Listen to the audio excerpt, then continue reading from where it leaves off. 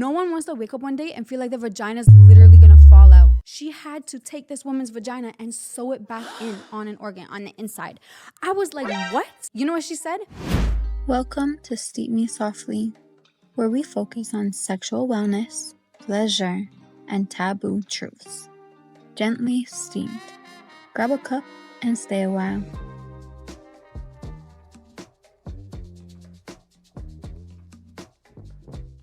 Okay, so let's talk about it. It's called pelvic organ prolapse. It sounds scary, right? But it's more avoidable than some people make it seem to be. I actually had this this topic come to me because I had a friend in med school and she's in the hospitals right now practicing. And she told me how common it is for women over 60 to have their vagina literally fall out. She had to take this woman's vagina and sew it back in on an organ on the inside. I was like, what? You know what she said? Do your pelvic floor exercises. Pelvic floor exercises are actually so much more important than you think. Not only does it help with making sure your vagina doesn't fall out, but it helps with deeper orgasms. Wait, so how does pelvic organ prolapse even work? Like, what is that? Well, it's actually due to 3 very common factors. It's childbirth, aging, and chronic straining. Chronic straining, childbirth. Okay, now that's another list on why I'm not having more children. No, don't say that. Just understand there's ways to prevent it. Don't be scared, just be educated. Because when you're uneducated and you neglect your vagina and you don't know who she is, then you're going to put her into neglect and she's gonna be sad. She's gonna wither like a flower. She's gonna fall out, you know? She's like a house plant that you don't water or you don't give sun. It's just drooping over. Like, give her some love. Like, say hello to her, meet her, greet her. She's yours. You guys are connected together. You know, even though there are like 50% of women who experience some type of prolapse, there are ways to make sure that you do not experience this. Like, say for instance, when they're telling you to push, and you're on all these medications, that's chronic straining. One way that you can make sure that you're not doing that is being in tune with your own body, like making sure that, like, okay, this is gonna get graphic. If you are taking a poop, you don't want to strain yourself. That's chronic straining right there. If you're taking a poop, you wait for it to feel like it's about to come out. It's the same with giving birth. If you've never given birth before, you literally know when you need to push. So if you're pushing at times in the day when you're like on the toilet and doing that, then you're chronic straining. You also should probably get a stool or whatever can prop up your feet. That will help you with not chronic straining. That is a good use of a stool. I mean stool, not like stool, like...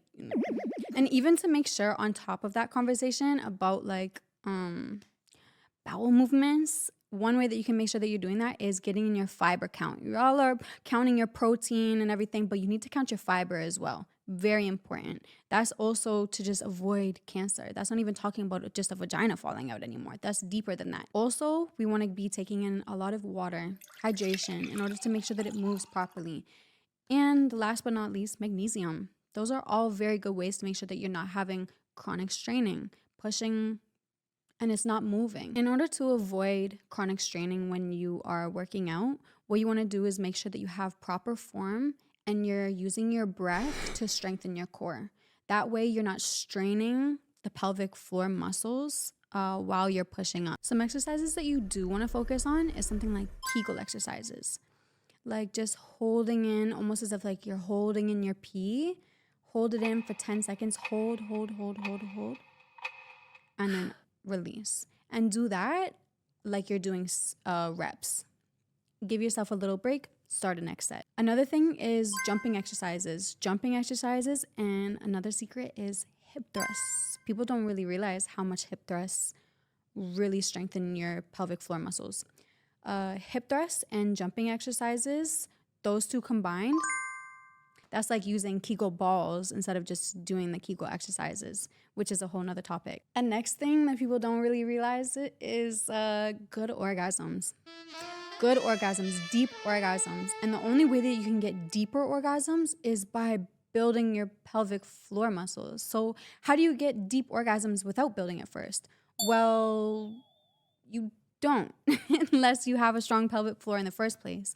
But you need to start doing those exercises, like starting with Kegels, is a great way to build those pelvic floor muscles. So then you can even have that hand-eye coordination there. How do you say that? Like, you know how if you touch a muscle, it will activate that muscle. Oh, activate. I could just say activate. So here's the deal. If you want to feel like strong with better orgasms and a better control of your own bladder, you need to do these exercises. You need to make it a priority. How about every time you brush your teeth, you do 10 Kegel exercises? And every time you drink some tea, you do 10 more. Your vagina will thank you. They don't know if I'm doing Kegels or not because they can't see.